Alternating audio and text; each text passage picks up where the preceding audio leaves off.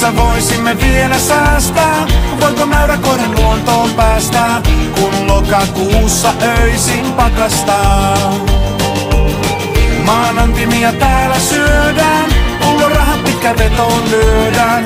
Kaikki meni silti Sirpa vielä rakastaa. Sirpan kanssa töitäkin haettiin. Työkkärin tiskillä meille naurettiin. Tää kylä oli ollut duuniton jo ennen kautta Mauno Koiviston. Viimeinenkin haave romuttui. Veran alla nyhkytin iltaisin. Slaavikyykyssä yksin rukoilin. Sirpa kävi suihkussa viikoittain. Ihottuman selkään sieltä sai. Seinän pilkut homeeks paljastui.